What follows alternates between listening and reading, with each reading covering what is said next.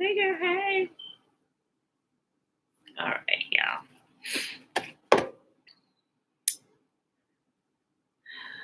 Let's do this. Put this over here.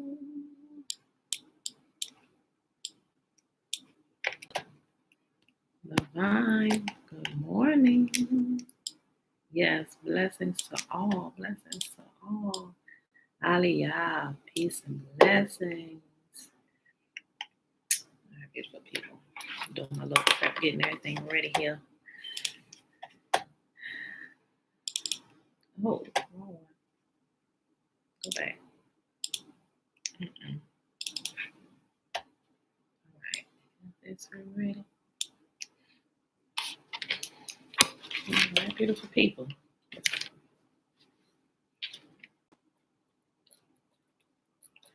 2 more minutes of prep time.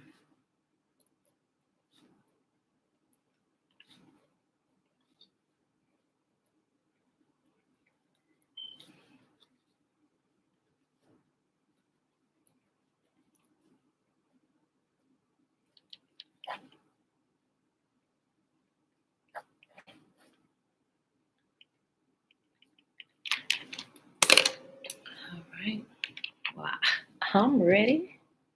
All right, beautiful people. Everybody sleep well last night? I sure hope so.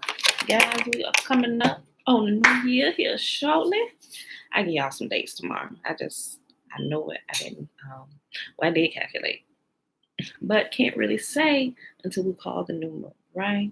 We get about the time period down packed, and we're gonna be watching for that couple days before she shows herself here in about a week or so. And then we began preparing for Passover. Yep, and the Feast of Unleavened Bread. So if y'all have not started getting the yeast out of your homes, you should probably start that now, probably like today. Don't forget to check them seasonings, things in your deep freezer, everything. Go ahead, either start cooking it up, eating it, preparing it. You don't have enough. Well, you still got about a good 2 weeks. Maybe not 2 whole weeks, but close to 2 weeks. But it'll be here before you know it. Oh, well, yeah, I'm sorry. You do. Passover. But the new month begins definitely going to be the week of the 15th of March, one of them days. I'm not going to give the day because we need to actually call the new moon, but it's definitely going to be in that week, the first part of that week. Definitely. So just need to verify that by watching it. That weekend of the 13th coming up, which is next weekend, we should be watching for it, right? Okay. And also daylight saving time begin on the 14th. So, but all right, beautiful people. Happy Tuesday. That's Wabu, Trina, that's Wabu. Mom, shalom, shalom. All right, beautiful people. It is Tuesday, March the 2nd, 2021, day 91 of reading through the books of the law and the prophets under the 3-year consecutive day count. Day 716, that is without the Sabbath days and the Sabbath feast days added in. I should say feast day, Sabbath days added in. But anyway, today we're reading Joshua 4, 5, and 6. And then we're picking up where we left off at with the legends of the Jews, and we're going to finish out the rest of everything that happened with Balaam. All right, but first, let us go ahead and get started here with the Shema. Hear, therefore, O Israel, and observe to do it, that it may be well with you, and that you may increase mightily, as Yahuwah, the God of our fathers, has promised us in the land that flows with milk and honey. Hear, O Israel, Yahuwah, our God, He is one God. And you shall love Yahuwah your God with all your heart, with all your soul, and with all your might. And these words which I command you this day shall be in your heart, and you shall teach them diligently unto your children. And you shall talk of them when you sit in your house, and when you walk by the way, and when you lie down, and when you rise up. And you shall bind them for a sign upon your hand, and they shall be as frontlets between your eyes. And you shall write them upon the posts of your house and on your gates. And Yahuwah commanded us to do all these statutes, to fear Yahuwah our God for our good always, that he might preserve us alive as it is at this day. And it shall be our righteousness if we observe to do all these commandments before Yahuwah our God as he has commanded us. All right, y'all. So let's go and start reading here in Joshua chapter 4. Okay. Just a little bit. I can see. Okay. Joshua chapter 4.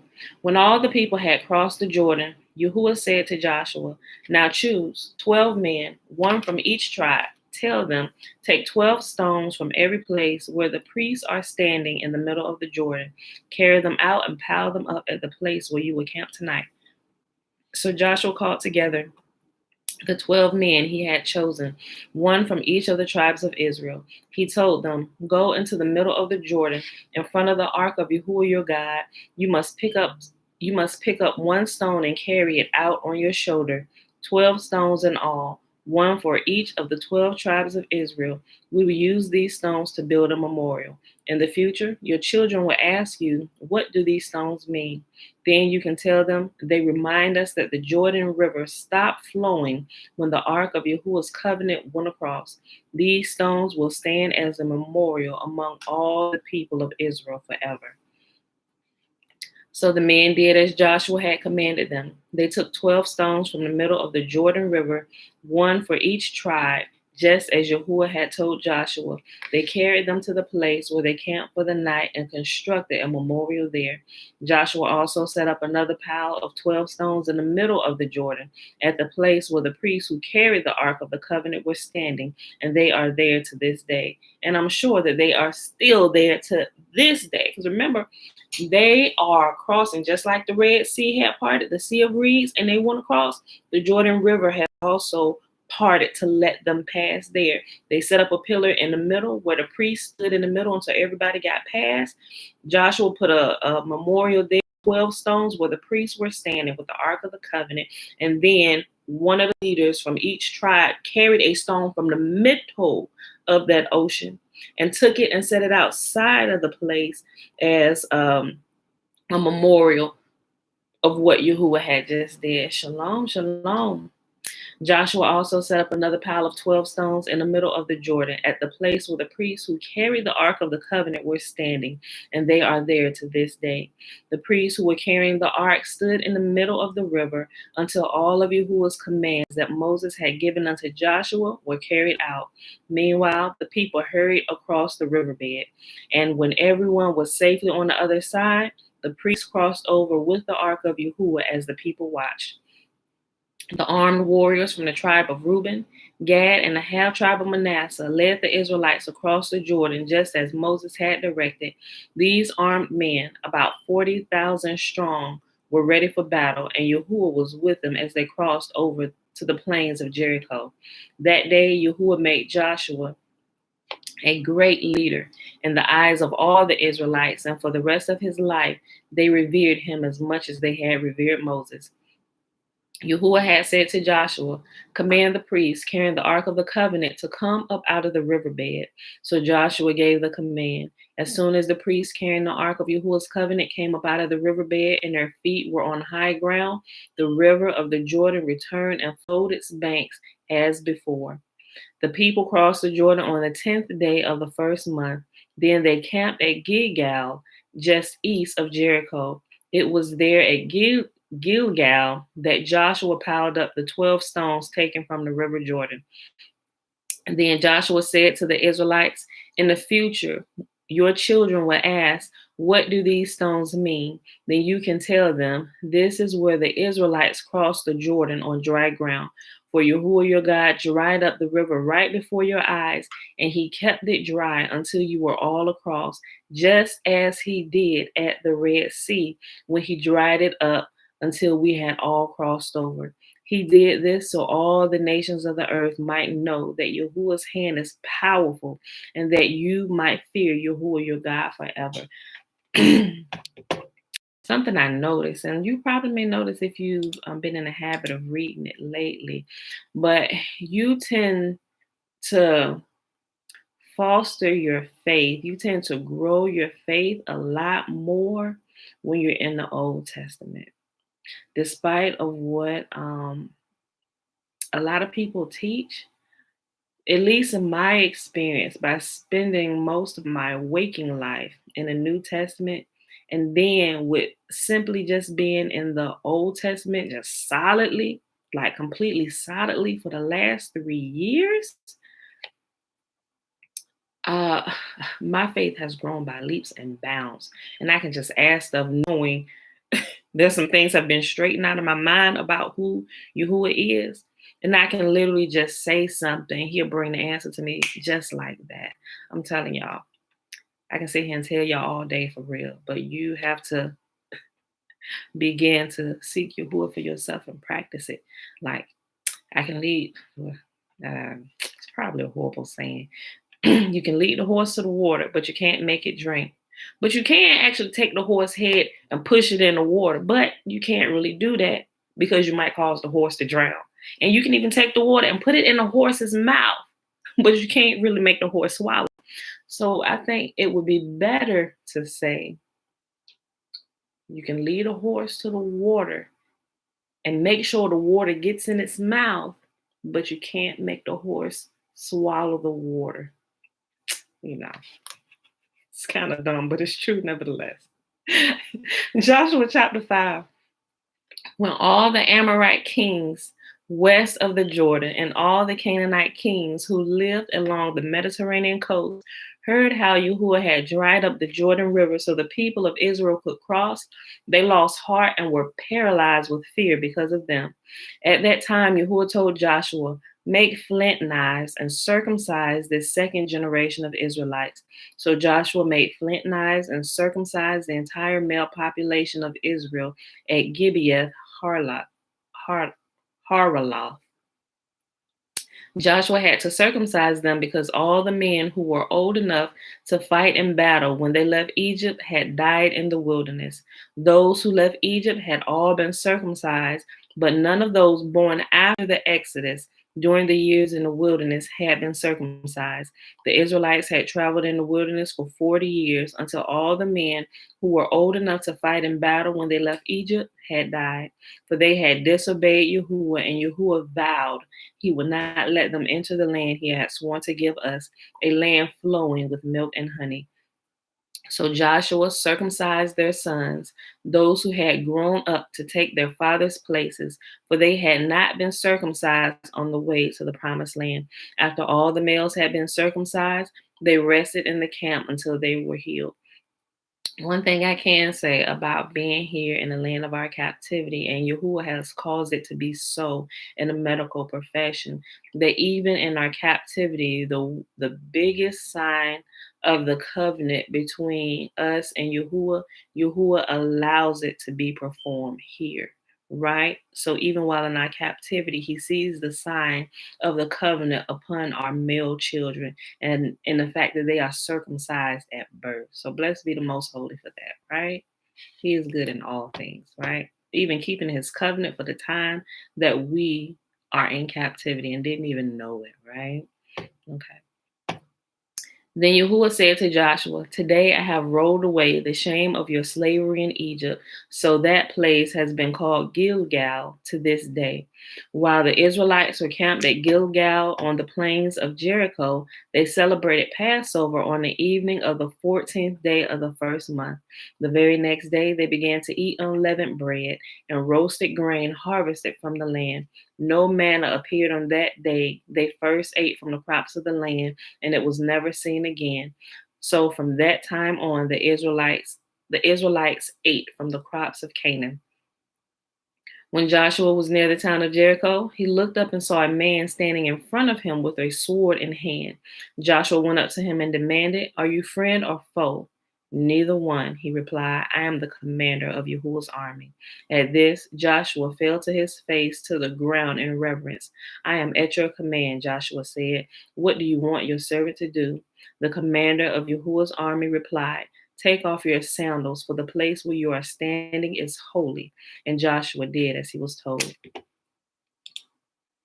All right, y'all, last chapter for today, Joshua chapter 6. Now, the gates of Jericho were tightly shut because the people were afraid of the Israelites.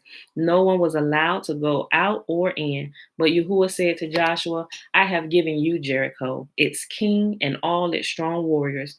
You and your fighting men shall march around the town once a day for 6 days. 7 priests will walk ahead of the ark, each carrying a ram's horn. On the 7th day, you are to march around the town 7 times, with the priests blowing the horns. When you hear the priests give one long blast on the ram's horn, have all the people shout as loud as they can. Then the walls of the town will collapse and the people can charge straight into the town. So Joshua called together the priests and said, take up the ark of Yahuwah's covenant and assign 7 priests to walk in front of it, each carrying a ram's horn. Then he gave orders to the people, march around the town, and the armed men will lead the way in front of the ark of Yahuwah. After Joshua spoke to the people, 7 priests with the ram's horns started marching in the presence of Yahuwah, blowing the horns as they marched. The ark of Yahuwah's covenant followed behind them. Some of the armed men marched in front of the priests with the horns, and some behind the ark, with the priests continually blowing the horns. Do not shout. Do not even talk, Joshua commanded. Not a single word from any of you until I tell you to shout. Then shout. So the ark of Yahuwah was carried around the town once that day, and then everyone returned to spend the night in the camp. And Joshua got up early the next morning, and the priests again carried the ark of Yahuwah. The 7 priests with the ram's horn marched in front of the ark of Yahuwah, blowing their horns. Again, the armed men marched both in front of the priests with the horns and behind the ark of Yahuwah. All this time, the priests were blowing their horns. On the 2nd day, they again marched around the town once and returned to the camp. They followed this pattern for 6 days. On the 7th day, the Israelites got up at dawn and marched around the town as they had done before. But this time, they went around the town 7 times. The 7th time around, the priests sounded the long blast on their horns. Joshua commanded the people, shout, for Yahuwah has given you the town. Jericho and everything in it must be completely destroyed as an offering to Yahuwah. Only Rahab the prostitute and the others in her house will be spared, for she protected our spies. Do not take any of the things set apart for destruction, or you yourselves will be completely destroyed, and you will bring trouble on the camp of Israel. Everything made from silver, gold, bronze, or iron is sacred to Yahuwah and must be brought into his treasury. When the people heard the sound of the ram's horn, they shouted as loud as they could. Suddenly, the walls of Jericho collapsed, and the Israelites charged straight into the town and captured it. They completely destroyed everything in it with their swords, men and women, young and old, cattle, sheep, goats, and donkeys. Meanwhile, Joshua said to the 2 spies, keep your promise. Go to the prostitute's house and bring out her along with all her family. The men who had been spies went in and brought out Rahab, her father, mother, brothers, and all the other relatives who were with her. They moved her whole family to a safe place near the camp of Israel. Then the Israelites burned the town and everything in it. Only the things made from silver, gold, bronze, or iron were kept for the treasury of Yahuwah's house. So Joshua spared Rahab the prostitute and her relatives who were with her in the house because she had hidden the spies Joshua sent to Jericho, and she lives among the Israelites to this day. At that time, Joshua invoked this curse. May the curse of Yahuwah fall on anyone who tries to rebuild the town of Jericho. At the cost of his firstborn son, he will lay its foundation. At the cost of his youngest son, he will set up its gates. So Yahuwah was with Joshua, and his reputation spread throughout the land. All right, beautiful people. Joshua 1, 2, and 3. 4, 5, and 6. Let's hop on over here to Legends of the Jews, Volume 3, Chapter 6. We're on page 358.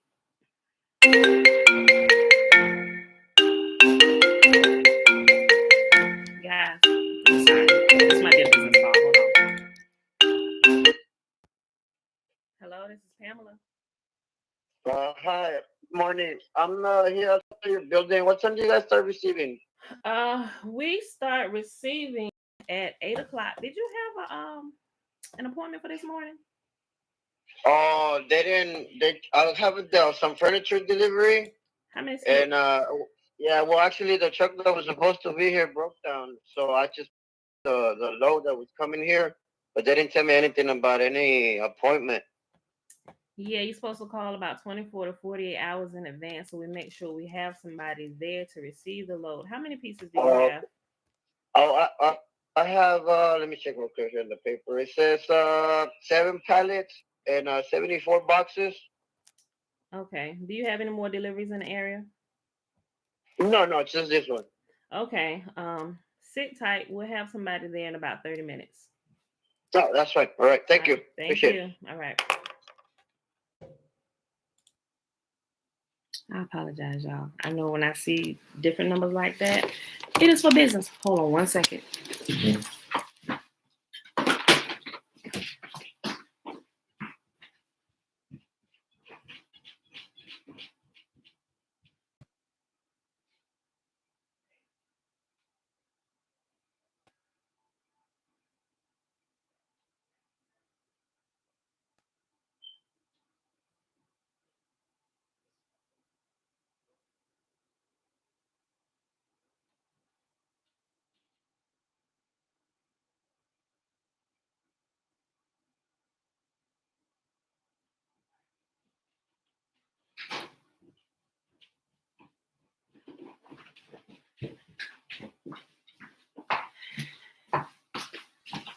Okay, y'all. I'm back. Sorry. I'm like, wait a minute. I know we weren't supposed to have one this early, so we don't have anybody there at the warehouse. But that's our 1 o'clock delivery. So he gonna have to sit tight. He showed up early. Okay, let me catch my breath. I had to run. I'm sorry, y'all. Well, blessed be the most holy for business, right? Okay, so volume 3, chapter 6, and we are in the section entitled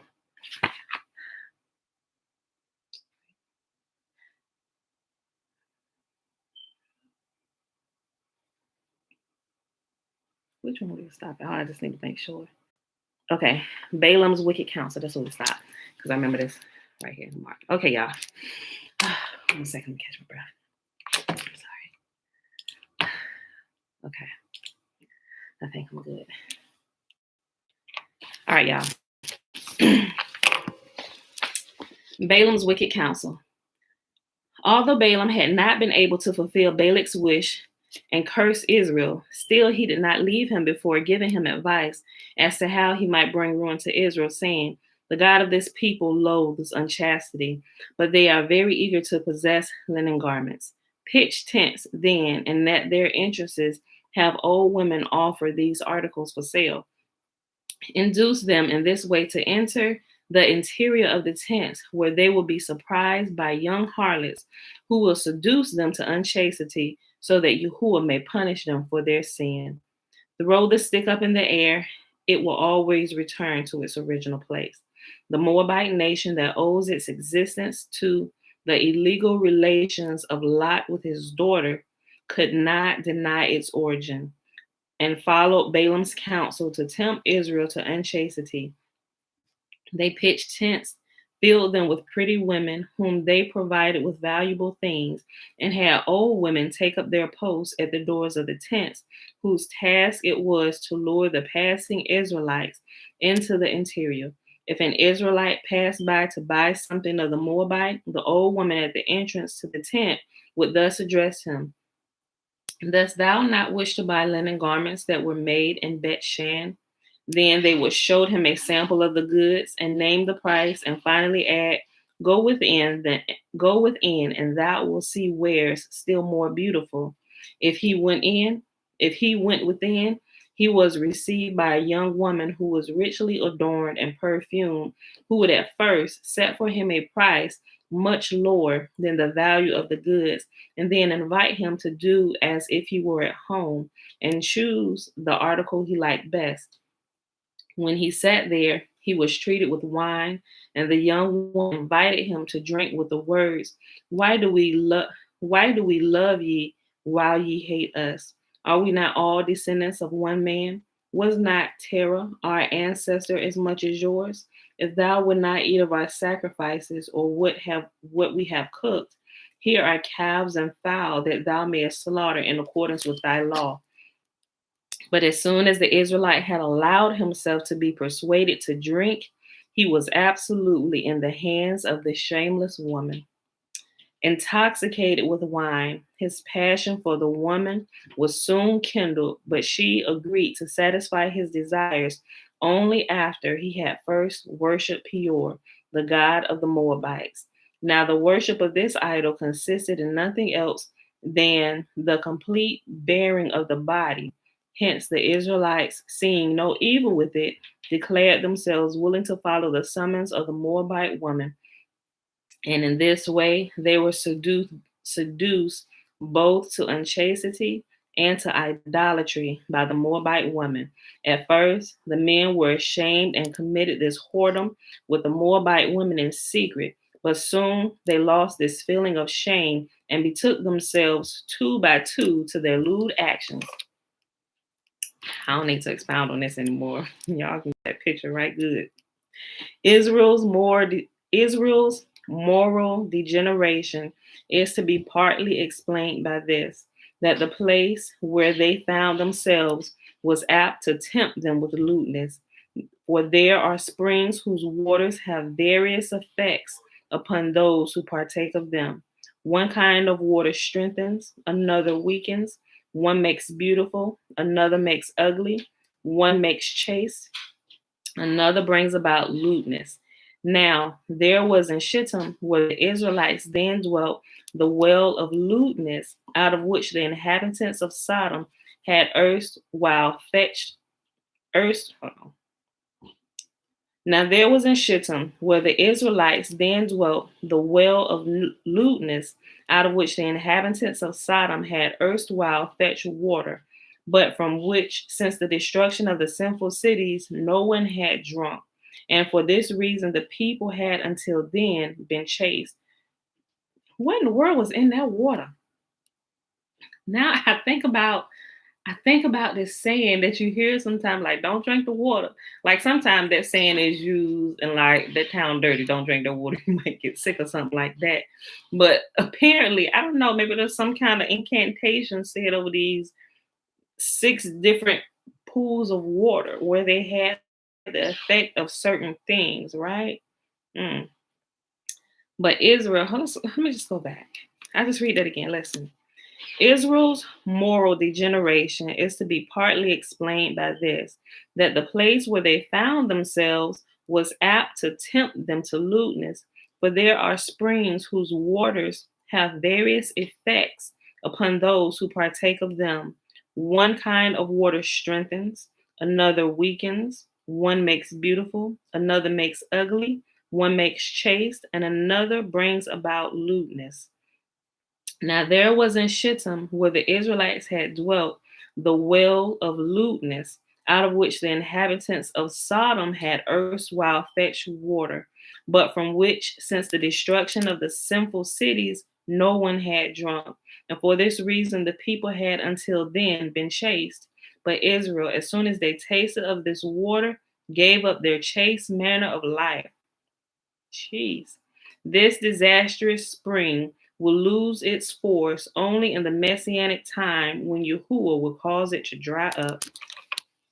Y'all better be careful about the water y'all drinking.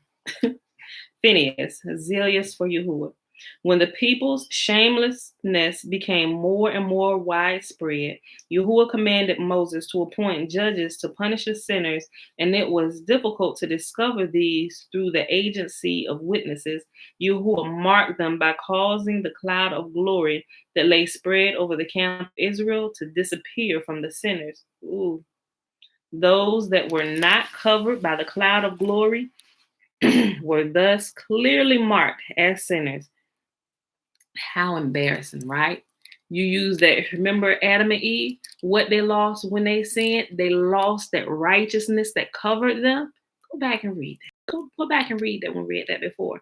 Look like the same thing is happening when they sin. It says they were clearly marked because the cloud of glory was removed from them. Bro, you naked and ashamed, right? Those that were not covered by the cloud of glory were thus clearly marked as sinners. Yahuwah appointed as judges and executioners the 7 myriads, 8,600 officers of the people, giving them the order that each of them execute 2 sinners. These carried out Moses' command and stoned the sinners, whose corpses then hung on the gallows for a few minutes. This was the legal punishment for these sinners had not only committed whoredom with the women of Moab, but had worshipped the Moabite idol Peor, and idolatry is punishable with death by stoning. While the judges administered their stern offices, the tribe of Simeon approached their prince Zimri and said to him, "People are being executed, and thou sittest still as if nothing were going on." He therefore took with him 24,000 men and betook himself to Cosbi, Balak's daughter, and without considering Yahuwah or men, he requested her in the presence of many people to yield herself to him to satisfy his evil desires. Now Balak had ordered his daughter Cosbi to employ her beauty only for the sake of enticing Moses, thinking, whatever evil may be decreed by Yahuwah against Israel, Moses will be brought to naught. But if my daughter should hold on, before I can even finish reading this sentence, who would ever think to try to seduce Moses, right? The man who put away sexual pleasures from his own wife, because Yahuwah told him to. He didn't, Yahuwah told him to. Remember, that's how Miriam and Aaron got in trouble, because Moses' wife was over there hyping up Miriam. You need to go talk to your brother because he need to practice what he preached. He ain't sleeping with me, So, but it was because Yahuwah had told him to refrain from sexual pleasures with his wife, right? We know that, and that's why they got it. Don't tell us what happened, if anything happened to Moses' wife for doing that. But so all right. But why would they even think that they could entice Moses with okay, I bet they just blew my mind real quick. Now, yeah, he was still a man, but they didn't realize how deeply locked this man was locked in with the Most Holy and had complete control over his flesh. Well, aside from his anger, for the most part, because that's how he got in trouble. Now, Balak had ordered his daughter Cosbi to employ her beauty only for the sake of enticing Moses, thinking, whatever evil may be decreed by Yahuwah against Israel, Moses will be brought to naught. But if my daughter should succeed in seducing him to sin, then all of Israel will be in my hand. Hence, Cosbi. First of all, let me bring out something. I'm gonna quit cutting this off. Notice the pattern. And you can still see this pattern today in our people, and how other nations prostitute Yahuwah's people that don't even know that they're Israel. They know the secret behind the power of the Torah and Yahuwah fighting for us, right? We must remain holy. We must abstain from all sin, right? Notice how when you read through here, and it says it right here, the people knew that if Israel had sinned, Yahuwah would back up and they would be able to take them, right? They would be able to take them because all the nations know that in order for anything to happen for you, we got to entice you to sin. Just like they went through this whole rigmarole of trying to entice the men with the old women outside the tents and the beautiful women on the inside. They had to cause them to sin. They had to cause them to commit idolatry first. Then they had them to commit adultery. They go 2 and 2. When you violate one, you automatically violate the other one, right? So they said first, before we can do this, you have to, and they made it so that all you got to do is this. You ain't got to do nothing. All you got to do is just get naked. Just get naked before our God. You don't bare your body to sinners. You don't do that, right? And they couldn't see anything. Oh, well, we're not performing any kind of slaughtering or rituals or nothing. I don't see anything wrong with this. Plus, I'm about to get the booty anyway. The clothes got to come off anyway. So they got naked. Idolatry. And then they began to have sex with the beautiful women in the tent. Adultery, idolatry, fornication, it's all one and the same, right? Because when we commit idolatry, we're committing adultery against the most holy, right? So, like I said, you can see this happening with our people. Oh, this, you just do this. Even with the clothes and stuff that we wear. We have some beautiful clothing out here. Not everything we need to wear, we need to be bearing our body. Because when we bear our body to others, especially women, they know how to use the women to do this, putting them in a video, shaking their butt. Men's, they understand how people operate, right? But if they can constantly cause the men to sin with their eyes, entice the women with a few riches and a little notoriety and fame, and put you with this dude or whatever, just show your booty a little bit, show a little bit of cleavage, and we'll constantly keep them in a cycle of sin. And we can constantly lord over them because they're breaking all the commandments. This will lead to the breaking of that, and this will lead to the breaking of that, and this will lead to the breaking of that, right? And we can't seem to see the vicious cycle that we're stuck in, right? Pay attention, people. Listen, let me just go back here. Let me just go back to when, look, okay. Now Balak had ordered his daughter Cosby to employ her beauty only for the sake of enticing Moses, thinking, whatever evil may be decreed by Yahuwah against Israel, Moses will be brought to naught. But if my daughter should succeed in seducing him to sin, then all of Israel would be in my hand.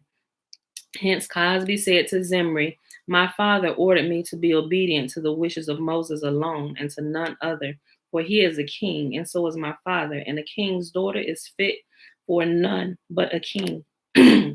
Zimri, however, replied, I am a greater man than Moses, for he is a chief only of the third tribe of Israel, whereas I am a prince of the tribe of Simeon, the second of the Israelite tribes. And if thou wilt, I will convince thee that I am a greater man than Moses, for I will take thee to myself in his presence without paying attention to his prohibition.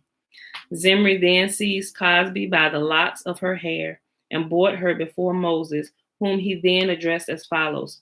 Tell me, son of Amram, is this woman permitted me, or is she forbidden me? Moses said, she is forbidden to thee. Zimri answered, art thou really the faithful expounder of the Torah, whose reliability Yahuwah praised with the words, he is faithful in all mine house? How then canst thou assert that she is forbidden me?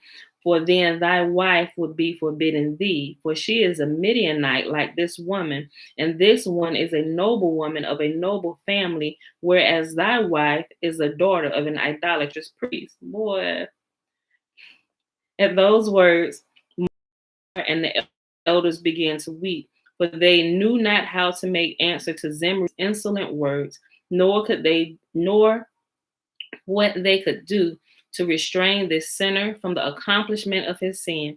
Yahuwah said to Moses, where is thy wisdom? Thou didst need to utter only one word, and Korah and all his company were swallowed by the earth. Canst thou do nothing now better than to weep? The Holy Spirit exclaimed, thou stout-hearted art spoiled. They have slept in their sleep. Yahuwah, who calls the pious to strict account, punished Moses for the lack of decision he displayed on this occasion by leaving his burial place unknown to mankind, while Moses and other pious men were irresolute and deliberated whether or not Zimri deserved death. Phinehas said to Moses, O my great uncle, didst thou not teach me when thou didst return from Mount Sinai? This is what the zealots task for the sake of Yahuwah's law, to slay those who commit unchastity with non-Hebrew women. Phinehas took the liberty of pointing out the law to his teacher Moses, who had forgotten it, because when Yahuwah's name is profaned, no man should consider the respect due to a teacher. Wherefore Moses indeed did not take it all amiss, but said to Phinehas, let the reader of the letter be its bearer also. Words by which he called upon Phinehas himself to visit punishment upon the sinners. Phinehas was now for a time in doubt whether he should dare to punish the sinners, for it was to be expected that he would eventually meet his death in this way. being 1 against 2, Zimri and his mistress Cosby. When, however, the plague that Yahuwah sent upon Israel on account of their sin spread more rapidly, Phinehas was determined to risk his life in trying to kill the sinners. For, he said to himself, the horse goes willingly into battle and is ready to be slain, only to be of service to its master. How much more does it behoove me to expose myself to death in order to sanctify Yahuwah's name?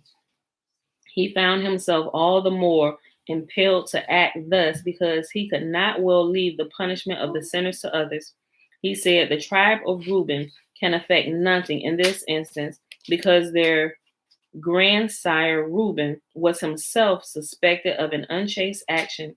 Nothing is to be expected from the tribe of Simeon, for it follows the simple example of its prince Zimri. The tribe of Judah cannot well be used in this manner, because their grandsire Judah committed unchastity with his daughter-in-law Tamar. Moses himself is doomed to impotence because his wife Zipporah is a Midianite woman. Now, something just clicked for me for a second. I was just talking about Zipporah's wife and the shenanigans. Maybe that's why this whole thing, right? I didn't remember all of this. Look, so maybe that's why Yahuwah told Moses to no longer have relations with his wife, because for one, she, like he said, she was forbidden to him. But he had already had they had 2 children. They had already had 2 children. Matter of fact, the whole thing came up about them during that time when somebody said, well, what about replenishing? And Yahuwah said Moses already has 2 children.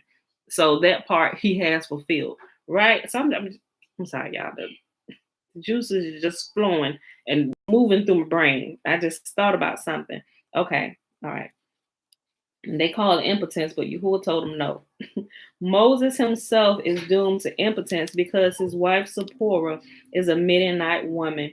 Hence, there remains nothing but for me to interpose. 12 miracles. Phinehas now prepared at the risk of his own life to punish Zimri for his sin, left the house of teaching where he had until now debated the case of Zimri with Moses and all other pious men, and had himself provided with a lance, having none with him because no armed man may enter a house of teaching. That his weapon might not betray him, he detached the upper iron part of the lance and hid it in his bosom and leaned upon the wooden shaft as if it were. Yeah, Shayla, right? Shayla said that's exactly what she was thinking. And so it makes sense now. It really does. Now that I think about the law, and Yahuwah says, do not take these particular women. You are not, right? Because eventually Yahuwah sees down the line what ends up happening. They cause Yahuwah's people to betray him, right? People literally had to devise plans to get Yahuwah's people to sin against him, right? So they had to use alcohol. They had to use things to where they weren't fully in their right state of mind in order to get them. Because what they do is say, even with the women that was standing at the entrance of the tent, the older women and the younger ones inside, they bought it. Oh yeah, we'll give you a better price. And they come on in here, bro. Yeah, we got this. Like, isn't that so beautiful? Look at this. They were adorned in the beautiful stuff. Say, yeah, look at this. Feel it. Go ahead and feel it. We don't feel so good. Look it up against your face. Look, sit down right there. I got a couch right there. Sit down right there in the chair. You the man. Go ahead, sit down and look. I'm gonna bring some of this over here to you. Would you like something to drink? You know, bringing them the alcohol. They take the sip of wine and they start reeling them in. Women, y'all know how we do. Y'all know how we do. They was using those same womanly wiles to woo them in. And most men cannot say no to a beautiful woman, especially when she's smelling all good, the mood set just right. They know what they doing. And the older women outside bring them in. Hey, baby, come here. Come here. And you know how older women can pull in younger men. Guys, don't act like y'all know. When he reached the house where Zimri and Cosby were giving extravagant play to their passions. When he reached the house where Zimri and Cosby were giving, I like that word, giving extravagant play to their passions. That's a new way of saying it. Trina, Trina. Trina said, I sure know how I did. Okay. When he reached the house where Zimri and Cosby were giving extravagant play to their passions, the people said to him, Whence, Phineas, and whither? He replied, Do ye not know that the tribe of Levi is always to be found where the tribe of Simeon is? They permitted him to enter the house, but said, It seems that even the Pharisees now permit intercourse with the heathen women. When Phineas had entered, he drew his lance and thrust both of them through, the man of Israel and the woman through her belly. Shalom, Kathy. So this, remember, we read about this in the Old Testament. I believe did we already read it? We read about this. So this is that couple when he ran into the tent, he stuck his knife through the man's back and it went in through the woman, right? And I had wondered before, I was like, well, how in the world did he get them like that? Were they standing and hugging or were they in the act of having sex? So clearly, how I was thinking, because when I read, I was like, yeah, I was like, that was close. Clearly, they could have been just close and he walked in, but it says here, it gives more detail. They were in the act of giving extravagant play to their passions. They were having sex when he came in. So they can only move so fast, right? Yeah, and it says, when Phineas had entered, he drew his lance and thrust both of them through, the man of Israel and the woman through her belly. Phineas' fear that these two might attack him was not realized, for Yahuwah performed no less than 12 miracles for Phineas, which not only made it impossible for the sinners to attack him, but also showed the people that his action found favor in the sight of Yahuwah. The first miracle was that an angel would not allow the sinful couple to. Ooh, there you go. Look, Rosina, hey girl, hey, listen. Look at what it just said. Even if they were surprised, look, it just said it. There was a miracle. So they was in the act of extravagant play. And when he came in, that was a miracle. It said Yahuwah performed, where even if they wanted to separate from them having intercourse, they couldn't. I'll read it again. I'm gonna just keep going. Listen. Let me just go back up here. When he reached the house where Zimri and Cosby were giving extravagant play to their passions, the people said to him, Whence, Phineas, and whither? He replied, Do you not know that the tribe of Levi is always to be found where the tribe of Simeon is? Then they permitted him to enter the house, but said, It seems that even the Pharisees now permit intercourse with the heathen women. When Phineas had entered, he drew his lance and thrust both of them through, the man of Israel and the woman through her belly. Phineas's fear that these two might attack him was not realized, for Yahuwah performed no less than 12 miracles for Phineas, which not only made it impossible for the sinners to attack him, but also showed the people that his action found favor in the sight of Yahuwah. The first miracle was that an angel would not allow the sinful couple to separate when Phineas surprised them. The second miracle was that the angel stopped their mouths so that they could not cry out for help. The third miracle was that Phineas's lance struck the man's and the woman's pudenda. What is a pudenda, y'all? Somebody look that up. Pudenda. Pudenda. Pudenda. The fourth miracle was that the upper iron part of the lance extended so that Phineas could at once pierce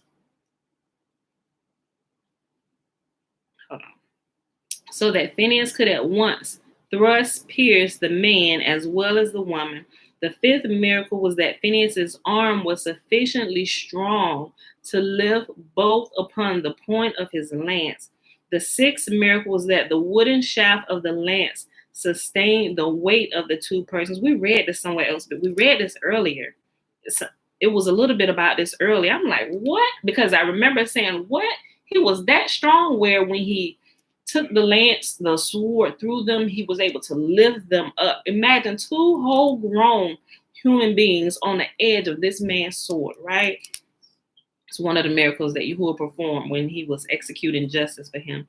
The fifth miracle was that Phinehas' arm was sufficiently strong to lift both upon the point of his lance. The sixth miracle was that the wooden shaft of the lance sustained the weight of two persons. The seventh miracle was that the two bodies remained poised upon the lance and did not fall off. The eighth miracle was that the excuse me. The eighth miracle was that the angel turned the shameless pair around so that all might see that Phinehas had surprised them in flagrancy. The ninth miracle was that no blood flowed from them, although they had been thrust through. Oh, that's right. I read this. Or else Phinehas would have been polluted. The 10th miracle was that the shameless couple did not give up the ghost so as long as Phinehas bore them upon the point of his lance, as he would have otherwise been polluted by their corpses. The 11th miracle was that the angel raised the doorpost of the room so that Phinehas might pass through with the sinners upon the point of his lance.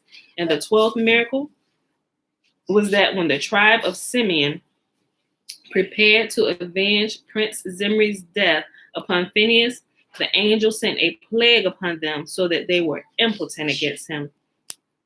Phinehas was not, however, content with having punished the sinners, but tried also to reconcile Yahuwah with Israel. That's Pudenda. What? Let's go back up. External parts of the genitals, Pudenda. Let's go back and read that. Oh my gosh. Oh, can you imagine the pain? Hold on.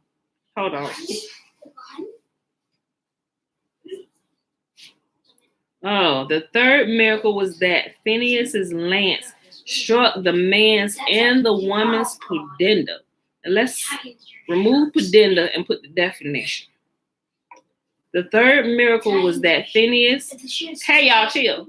The third miracle was that Phinehas' lance or his sword struck the man's and the woman's external parts of their genitals. Oh, real pain. They should have died right then. Oh my gosh. Okay. Thank you for that definition. Phinehas was not, however, content with having punished the sinners, but tried also to reconcile Yahuwah with Israel. He threw the two dead bodies upon the ground, saying to Yahuwah, "Why, alas, hast thou, on account of the sins of these two, slain 24,000 Israelites? For this was the number that had been snatched away by the plague that Yahuwah had sent upon Israel for their sins."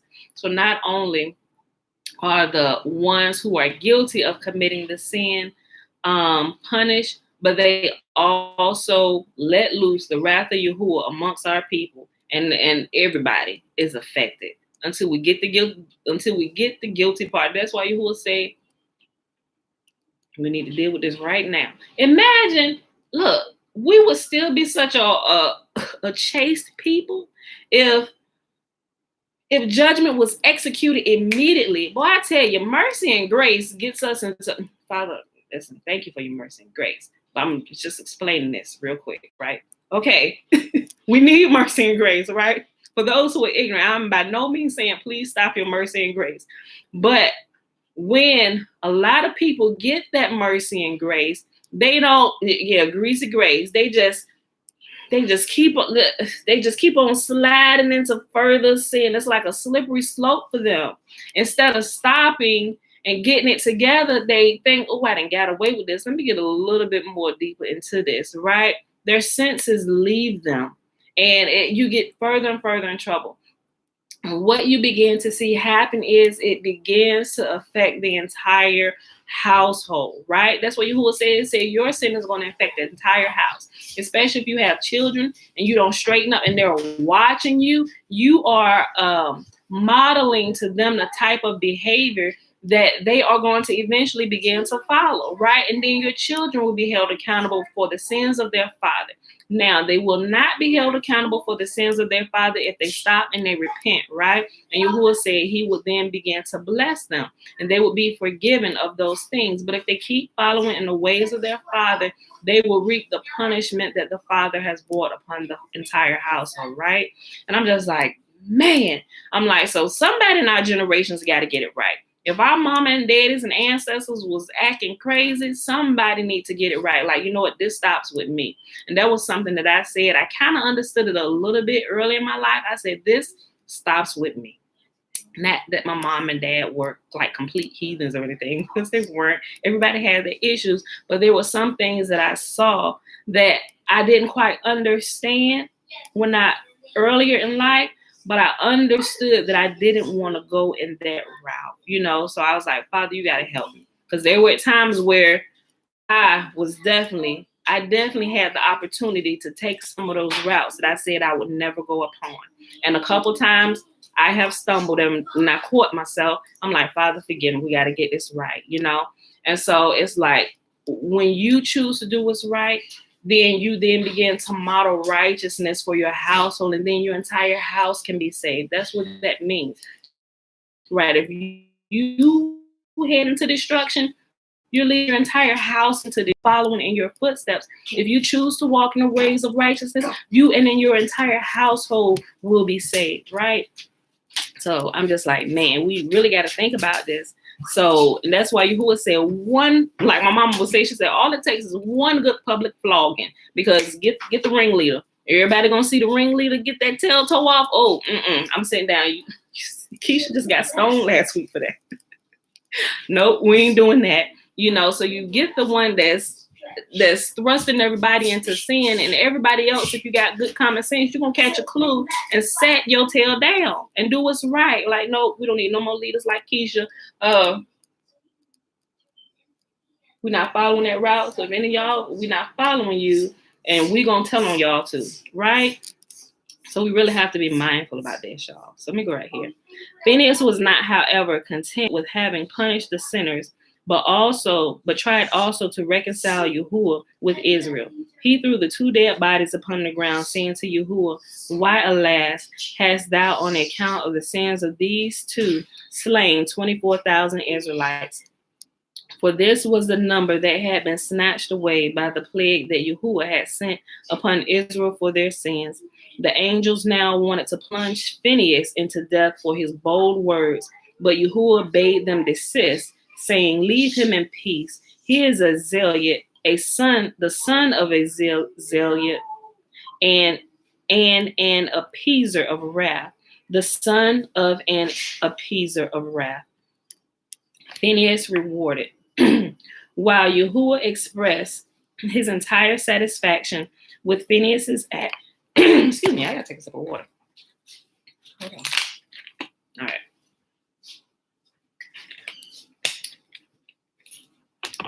Okay. While Yahuwah expressed his entire satisfaction with Phinehas's act, it found many adversaries among Israel who would scornfully call after him, behold, this man, the grandson of one who fattened calves to offer them up to an idol, daring to slay a prince among Israel. This spiteful remark referred to the fact that Phinehas was descended on his mother's side, not only from Joseph, but from Jethro also, who before his conversion to Hebrew had been a priest of idols. Yahuwah therefore said to Moses, Phinehas, the son of Eleazar, the son of Aaron the priest, has turned my wrath away from the children of Israel. Hence I offer him my greeting of peace, for it was he who, zealous for my sake, preserved the seed of Abraham. The reason Yahuwah designated Phinehas as the son of Eleazar, the grandson of Aaron, was that he wanted to stop the mouths of Phinehas's detractors, who pretended that he was nothing but a grandson of the heathen priest Jethro, ignoring the fact that he was at the same time the grandson of Aaron, the high priest, before Yahuwah. Yahuwah was not content with the greeting of peace, but bade Moses tell Phinehas, with thy mouth thou hast defended Israel. Therefore, as thy priest portion, shalt thou receive the jawbone of animals. With thy lance did thou aim at the bellies of the shameless couple. Hence shalt thou receive the bellies of the animals. And as with thy arm thou did labor to slay the sinners, for so thy portion shalt thou receive the shoulder of the animals. As moreover thou didst strive to make peace among mankind, so shalt thou be bestowed the priestly blessing upon my children and bless them with peace. As a reward for his pious deed, Phinehas was appointed by Yahuwah as a priest with all the rights of priesthood that enabled him to lay claim to the 24 tributes to priests. But the highest reward to Phinehas was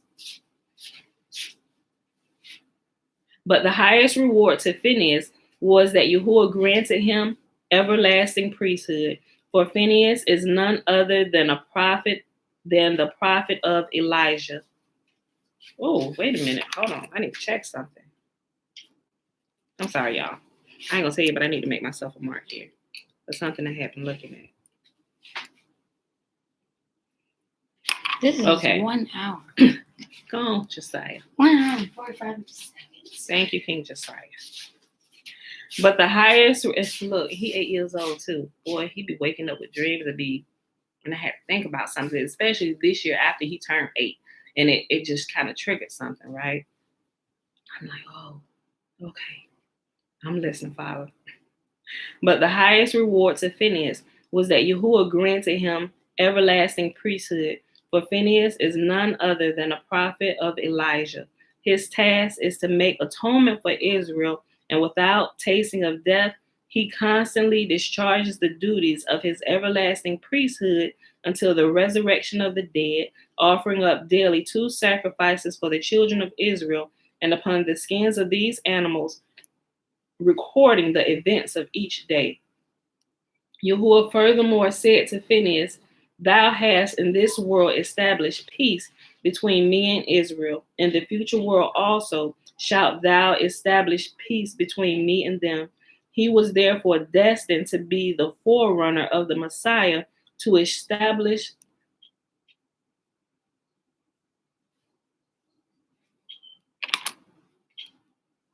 oh my gosh, how they have taken this out of context when they teach the New Testament. Okay, I'm going to talk to y'all about this later.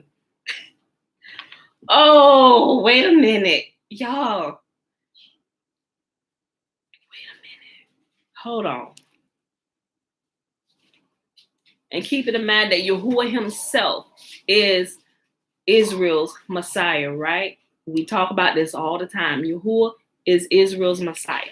It's Yahuwah himself who is coming down to live among us, right? When that time, it will be called the Messianic time, with Yahuwah himself leaving his throne and coming down here to reside among his people, right?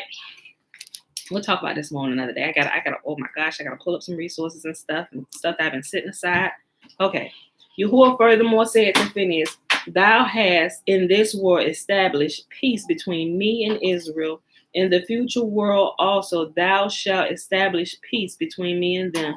He was therefore destined to be the forerunner of the Messiah, to establish before his coming peace on earth.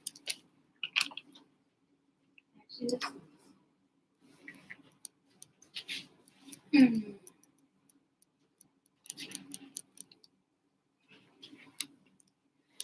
on, y'all. Make sure I find this. Some stuff. Okay. When Israel addicted themselves to an immoral life at Shittim, the nations of the world rejoiced greatly, for they knew that Yahuwah had distinguished Israel before all other nations and had given them the Torah only because their life had been moral. Now, said they, the crown has been taken from Israel's head. Their pride is departed, for now they are no better than we. See, they always got to get Israel to sin, because they know when we sin, Yahuwah backs up from us, and anybody can come in and run roughshod all over us, right? Read that. When Israel addicted themselves to an immoral life at Shittim, the nations of the world rejoiced greatly, for they knew that Yahuwah had distinguished Israel before all other nations and had given them the Torah only because their life had been moral. Don't let anybody entice y'all to sin, right? Because that's when the power leaves. Now, they said, the crown has been taken from Israel's head. Their pride is departed, but now they are no better than we. Yahuwah, however, raised up Israel from their fall by sending the plague upon the sinners at Shittim, and thus purify Israel from them, so that they could again, as of yore, be proud of their family purity, through which they had been distinguished from all other nations. Stop it, child. Let me tell y'all something. If you catch a little clue here, if nothing seems to be going right for you, double check your life and make sure it is pure in all ways, in all forms and fashion that you can see. And then if that's clean, or if it's not, repent, clean it up. And then you can go before Yahuwah, because when we lead pure and holy lives, we begin to see Yahuwah move and fight for us. When things are going wrong, it's an aching in the camp. Yahuwah therefore ordered them to take a census to show in this way that Israel remained true to the traditions of their ancestors. Let me go read it again. I'm sorry. I'm reading too fast. I'm sorry, y'all. Yahuwah therefore ordered them to take a census to show in this way that Israel remained true to the traditions of their ancestor Abraham by keeping their family life pure. This census showed that several tribes had lost entire divisions since the time that passed between the entrance of Israel into Egypt and their entrance into the promised land. Among the tribes that had perished were such as already lost their lives in Egypt, those namely who had died during the days of darkness, because there were such sinners that they did not want to leave Egypt. But heaviest of all were the losses in the tribes of Benjamin and Simeon, for in the battle between the Levites and the other tribes after Aaron's death, when the latter, for the fear of the Canaanites, wanted to return to Egypt, the Benjamites lost no less than 7 divisions. All of the 24,000 men that died from the plague at Shittim belonged, however, to the tribe of Simeon, which is at the end of the march through the desert, had dwindled down to less than half its number. The tribe of Dan, on the other hand, had turned out to be very fruitful, for whereas at the entrance of Egypt it had consisted of only 1 division, it later exceeded in number all the other tribes except the tribe of Judah.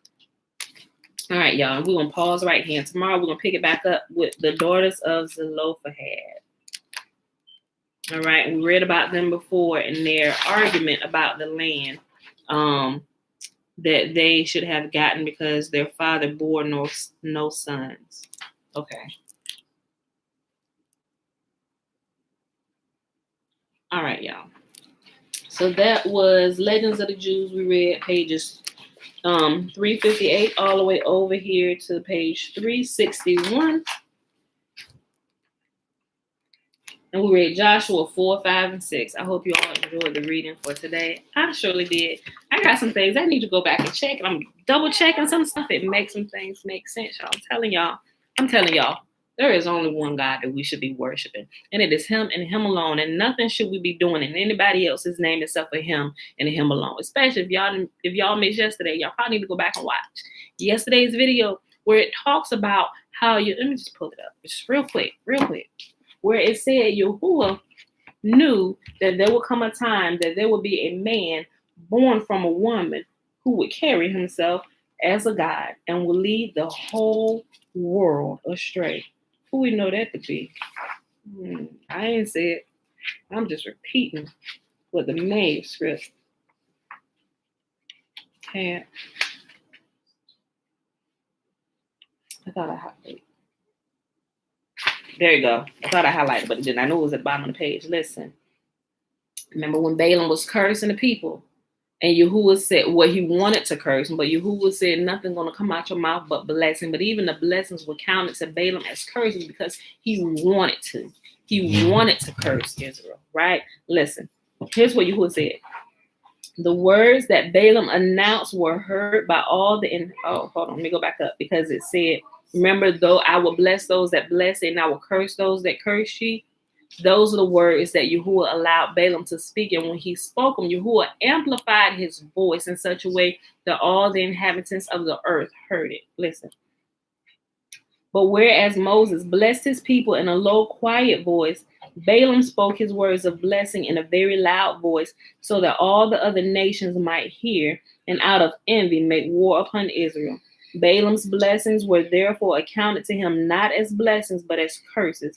Yahuwah said, I have promised Abraham, and I will bless them that bless thee, and him that curseth thee will I curse. Hence I will account Balaam's blessings as curses. And indeed, all of Balaam's blessings later turned to curses, except his blessing that the house of teaching and prayer should never be missing among Israel.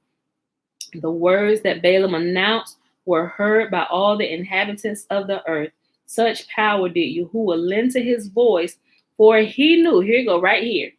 For he, who is he? Yahuwah. For he knew that at some future time there would be a man born of a woman who would pass himself for a god and would mislead all the world. Hey, we really got to give any details. Everybody in the world know who that is, right? Hence, Yahuwah permitted all the world to hear Balaam's words that said, God is not a man, right? And we read that also in the Old Testament. Yahuwah said, I am not a man that I shall lie, neither am I going to make myself into a man, right? God is not a man, and the man that passeth himself for God lieth. Let me see, babe. Listen. God is not a man, and the man that passeth himself for God lieth. But he that will mislead the world by declaring that he will disappear for a time and then reappear will promise what he can never fulfill. Think about everybody that's waiting for Jesus to come back and get them. Is this not what this is talking about? Listen. Hence, Yahuwah permitted all the world to hear Balaam's words that said, God is not a man, and the man that passeth himself for God lieth. But he that will mislead the world by declaring that he will disappear for a time and then reappear will promise what he can never fulfill. Woe then to that nation that will lend ear to the man who will pass himself for God. Y'all better catch a clue and praise Yahuwah alone and worship him alone. Things are powerful when we pray in his name alone. He is very jealous about his very own name. And as we read through the old scrolls, the books of the law and the prophets, Yahuwah talks about his name alone. Let's go ahead on over here to the lesson. I ain't said, don't get mad with me. I'm just repeating what Yahuwah said so we can get this thing popping. And we see things happening. Really see the glory of the Most Holy cover the face of this earth, right? But we got to return to the ancient paths. And the ancients knew the proper path that we should be on. The blessing is found in Numbers chapter 6, verses 22 through 27. Remember, the Nazarite vow is the first 21 verses. And Yahuwah spake unto Moses, saying, Speak unto Aaron and unto his son, saying, On this wise, you shall bless the children of Israel, saying unto them, May Yahuwah bless us and keep us. May Yahuwah make his face to shine upon us and be gracious unto us.